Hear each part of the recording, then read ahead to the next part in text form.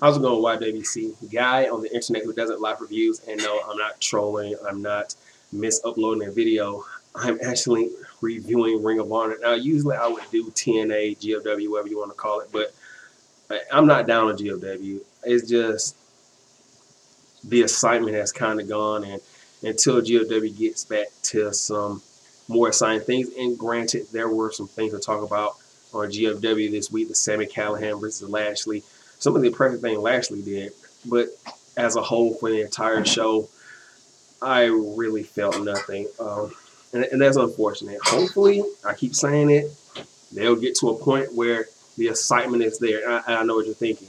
You always say Ring of Honor is boring. It has no constant storyline. It's hard to follow. Yes, all that's true. But there is one thing that kind of is drawing me to watch Ring of Honor for these next 16 weeks, and it is the Ring of Honor women's tournament. This is the first time they're going to have a belt for the women, something that should have been done a long time ago. And they're having their first match on this show. So I decided, hey, I'm going to sit through all 16 weeks until it gets to the pay-per-view to see who they decide gets that belt. Now, I am a little disappointed that for some reason they have Stardom there, and most of all the Stardom matches are going to be in Japan. They won't bring some of the women over to America. I guess they probably will when they get to the semifinals, but whatever. And also, the main piece, the crown jewel of Stardom, for some reason isn't in this Women of Honor tournament. That, to me, it doesn't go well because you have all these great women, but you don't have the crown jewel of Stardom, the woman that's won their main title. I think like 3 times. She won every title. She's like one of the most famous women there, but she's off of this tournament. It just doesn't add up. So getting on with the Ring of Honor show.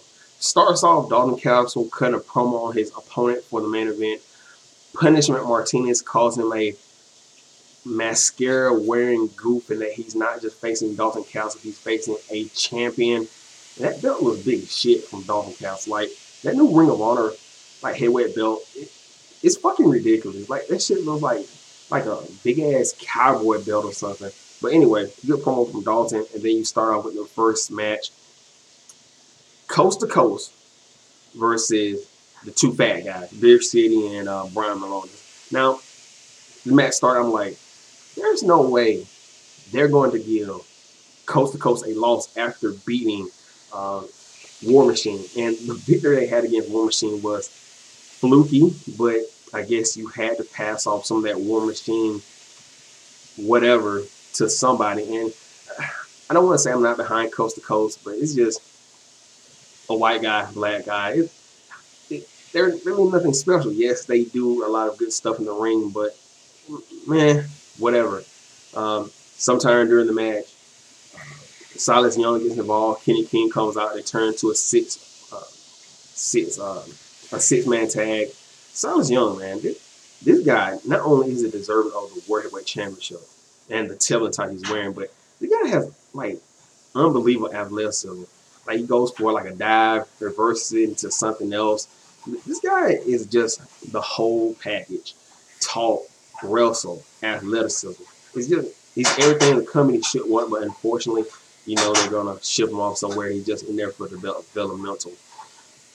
Anyway, the match ends with Coast to Coast setting up with Kenny King on Silas Young for the Royal Flush. 1, 2, 3.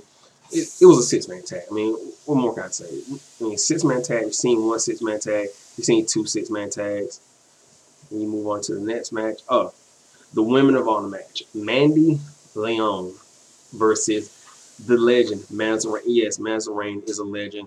5-time Knockouts champion. And I'm surprised that they even mentioned that on Ring of Honor. I mean, these companies are supposed to be really big against each other. I would think they wouldn't mention Knockouts champion. But Mazarine, when you look at her, she has a character. She wrestles and it has an evolving style.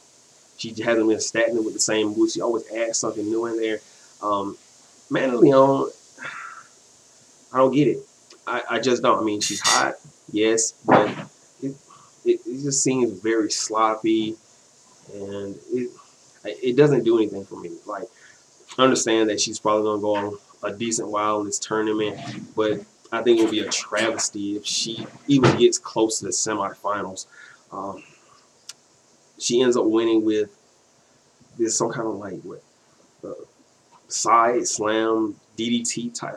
What was it? Not side slam, but pump handle drop or whatever. I understand Madison Rain probably had to go back to GFW, but I'm not really. I wasn't a fan of the match. Not a fan of Mandy Leon. So I'm expecting a lot better in the tournament. But yeah, what it was, decent start. Then you move on to the next one. Oh yeah, the Briscoe Brothers promo. Briscoe Brothers, anytime they're on the screen and you kind of promote, just shut up and listen.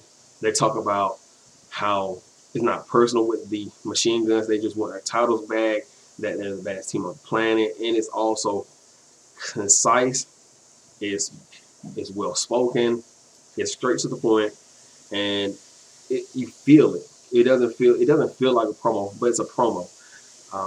So I guess they're setting up for Briscoe's Machine Guns at the next pay per view. And even though we've seen this a lot of times, it really is the first time we're getting.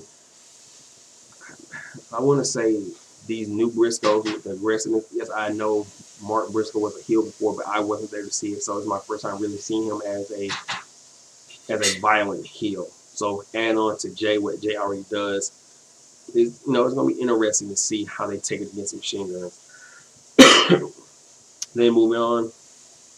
Oh, you get the main event: Dalton Castle versus Punisher Martinez.